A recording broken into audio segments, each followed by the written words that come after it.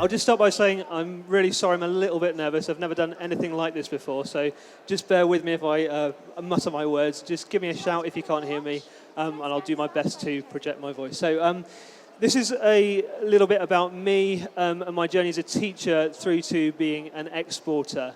I founded Epraise a few years ago. Epraise is a school reward system, which I'll show you a little bit more about in just a moment. So before I go into what I think is important for an exporting business, I need to tell you a little bit about me, and a little bit about Epraise, and a little bit about my journey. So I started off in a small secondary school in Devon. I got the opportunity, really, from my favourite teacher, to go and teach some sixth formers some design and technology, and some year sevens some design and technology lessons.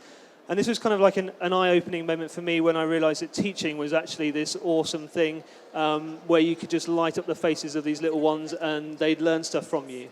It was when I discovered that my passion for teaching that has never died. It's something that actually stays with you for life, as I guess many of you here will already know. I started my first teaching post in 2009, and although the teaching was great, I absolutely loved the teaching. The systems that went along with the teaching were, quite frankly, rubbish. The way that they put things together, the way that they spent all the time putting spreadsheets, sending spreadsheets to people, sending more spreadsheets to people, and then handwriting things was just something that I couldn't believe after doing a degree in computer science. So I came up with this idea for a rewards platform. The idea was for this rewards platform, it would save all these teachers time, and it would do a really good job of motivating students because, as many of you may have seen, in Year 7, students are really motivated by getting commendations and points, whereas by the time they get to Year 11, they honestly couldn't care less. So I came up with a plan to solve both the motivation and solve the kind of the admin side of things, make things better for teachers. So that went really well. We got 3 schools on board in 2010, and then in 2012 we did our first bet show, which is really when it started to take off. So what is it? It's a school reward system, as I've just said. It's about motivating students and saving teachers time. And within this platform, there's both the digital awards, which are like the badges and the points and all that kind of stuff, and we also link it to the physical rewards, and that's stuff from the shop. So, for example, students can save up their points and buy stuff from a shop. Since doing all those kind of basic blocks, we've then moved on to do things like classroom tools. So the teachers have got these tools in the classroom for assessment, for homework, and for just managing the classroom a little bit better. So just to start us off, I'm just going to show you a quick video.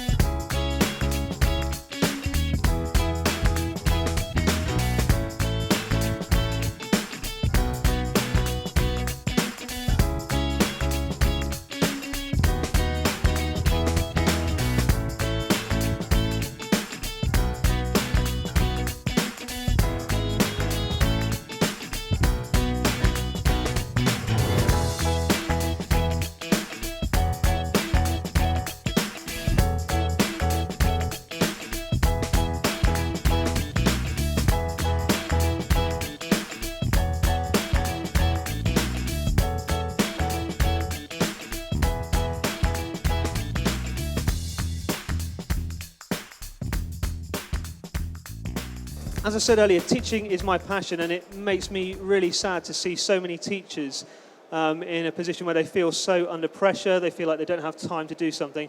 And I think what we've come up with does make a real difference to schools. So I didn't want it in just 3 schools, I wanted to spread the word, I wanted to get it into more schools. So we came up with some ideas of how we could get it into more schools. And I say we, actually, originally it was just me. And I was teaching full-time at this time as well. So I tried lots of different things. I tried magazine articles, search engine results, media, adverts. I mean, we tried everything. And I'm a little bit of a nerd in that I like to work out where all the things are coming from. Where are my leads coming from? Where are my conversions coming from? And drawing some nice pie charts and stuff like that. And I wanted to share a few of these things with you today. So mail shots, they did not work for us. That's not to say they won't work for you, but for our business, it didn't work. It was well worth trying. I'm glad I did try it, but I wouldn't try it again. Trade shows, they do work. We get lots and lots of leads from trade shows like the Bet Show, but the conversion rate is a little bit lower. Okay, so we get some really good leads and some kind of average leads. Social media is really good. If you can engage people on social media, the conversion rate, and these don't include numbers, bear in mind, but the conversion rate for social media is actually really, really good. And top of the bunch there is word of mouth. 55 to 60%, that is absolutely huge. So 55 to 60% of the people that talk to other schools end up signing up to Epraise, which is obviously well worth mentioning. And the other thing that's worth mentioning is, of course, it costs 0% of our marketing budget. So if you can keep your schools happy, the chances are that they will kind of spread the word a little bit more. Now, what works? This is a search engine results page. Now, this is something that is not easy to get right. It took me years and years to figure out what works and what doesn't work, and what works for me might not work for you. There's lots of things to think about. But being at the top of the search engine results page is absolutely huge. You get 5 times more clicks. In fact, no, 7 times more clicks if you're in the top 5 of the search engine results compared to the next 5. So 65% of clicks go to these top 5. If you're in the next 5, you get only 4% of clicks, which is like a huge difference. So if you're not doing something right there, you need to think again. The next thing is mobile. 2014, I believe, was a year when mobile usage on the internet overtook desktop computing. So again, if you're not doing something for mobile, if you're not thinking about people using tablets, if you're not thinking about an app or at least a web app, then you really should be. Because people engaging with your platform on those devices will just not be interested. And the last thing I just want to show you, it is working. So these things that we've tried are working. Now, that's not to say it's going to keep working. We're going to have to keep working hard. It's not easy to get to that position where we've doubled our turnover every year since starting. But it is definitely possible. And bear in mind, I'm still teaching while we're doing this. So in the November 2014 survey, we did a little bit of research, and we found out that our schools are very, very happy with us.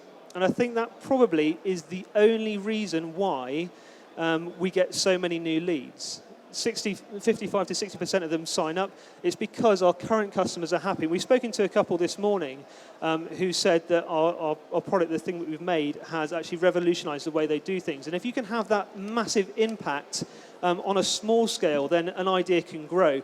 And it grows kind of passively. You don't have to do a lot about it. I say, get up to the top of Google. Those are all really important things. But the most important thing is to keep your customers happy. The most important thing is to think about what people are saying about you. So in 2012, I had an email from a guy called Neil Oates from the British Dubai School in the UAE. And he found us via Google, so the Google thing was working, which is great. But he had lots of requirements. He had lots of things that he wanted to be done in a particular way. And we thought about, is it worth just saying, it is the way it is, or is it worth actually putting in a lot of time and effort? And we went for the second option, put in loads of time and effort. We changed things, we improved things, we made it appropriate for their environment. And I tell you what, it's been the biggest thing that we've ever done. This guy, Neil Oates, he's been going to these teach meets. I don't know if you guys have ever been to a teach meet, but the idea is that teachers get together in a room and they share ideas. And they're showing these ideas, and Neil Oates, bless him, he's gone there and shared Epraise. So this product that we get money for, Neil Oates gets no money for. He's actually sharing because he thinks it's a good idea. And I think he's doing that because we've kept him happy. Again, if you keep your customers happy, the idea grows, which is fantastic. So, again, how is it working so well? We're keeping the customers happy. We're very flexible to the needs of the customer. I honestly believe that our customers feel part of the product. So when we get a suggestion from a customer, when someone says, oh, Ben, can you do this, or can you add this in, or could we change the way that works, then we try and make it work for them to keep them happy, but also because we think it's going to be really, really useful. So we're willing to go the extra mile, and we do constant improvements to the product. Our product is not stationary. It does not just sit there. We do not say, here it is, off you go. It's going to be the same for the next 5 years. It's a case of every 3 to 6 weeks, we give them a new feature. We give them something interesting to look at. We change the product. We change the way it works, and we give them something to get their teeth into. And whether you're a student or a teacher or a leader or a parent, that's all really, really powerful. It just keeps you engaged with the platform. That's not to say it's all been easy. There are plenty of times when we've made mistakes, and I've always been a fan of don't be afraid to make mistakes. Go and make those mistakes. If you don't make mistakes, you're never going to learn. One of the mistakes that I made personally was setting expectations. I'm a yes man, and I'll always say yes to people. It's a big flaw, and I'm learning to deal with that. Limitations. There's always going to be limitations to what you can do. You cannot reply to emails 24 hours a day. I've tried it. You cannot do it. So you need to think about those things, and you need to be honest with your customers. Always need to be honest with your customers. If you can't do it, say you can't do it, or propose a better alternative. So the next part about it is making it pay. Now, after 2 years, a quarter of all new businesses will fold. After 4 years, half of all new businesses will fold. And those are such huge statistics. I mean, when I read them, I didn't quite believe them, but actually it is true. So we need to think about the way that we're doing business, the way that we're starting things up. Is it a good idea to go to the bank and say, I want 100, I want 200, 300,000 pounds? Or is it a good idea to actually grow a little bit more slowly, a little bit more organically, and to think about what you're doing? Is it a good idea to give out loads of free things to your customers? Is it a good idea to say, yes, you can have a free trial for a year or 2 years? Or is it the case that actually we should think about costing what we provide for the customers and making sure that it's a fair deal for both you yourself as a company, but also the customer? And making sure you keep an eye on expenses. I said about that, the schools, the mailing that we did, the shared mailing, that was not useful for us, but because we kept an eye on it, it meant that we didn't need to do it again. And then finally, anybody can do this. I was teaching full-time when I started this up. I'm actually still teaching 4 hours a week. Last year was the first time I took on anybody to help with the system. So it's not a case of this is difficult. It's hard work, but it's not difficult. Anybody can do it. So you just need to aim high and not be afraid of failure, which so many people are. So some top tips. I said top tips in my original statement. Actually, I'm going to do top questions. So these are questions that I ask myself every day in the business, questions that I think everybody should be thinking about. Number one is, do you believe in your product? And most people would just say yes. But do you actually believe in it? Do you believe in what you do? Do you believe it makes a positive impact on society? Or do you believe it is just a product that people buy, that people want? The next one is, are you as visible and accessible as you can be? Are you thinking about mobile usage? Are you thinking about your search engine results pages? Are you thinking about getting out to places like this and spreading the word to people? Do you believe in do you give the service you expect to receive? One of my constant frustrations is with companies that will send you an email, you reply to them within maybe, I don't know, half an hour, and then maybe 2 weeks later you'll get a reply. You'll ask them a question, and it will take maybe a day, maybe 2 days, maybe a week to get a reply. That, to me, in this age, is awful. So I give the service I expect to receive. I reply to all my emails within a couple of hours, because I think that's really, really important. That's what customers expect in this day and age. And hopefully, a few people would agree with that. And then what would you change to make things better? So have a look at your business, have a look at your product, have a look at your service, have a look at everything to do with your product and your service, and say, is there anything that I can change, even little things, even tiny things, to make it better? And if there is, then do it.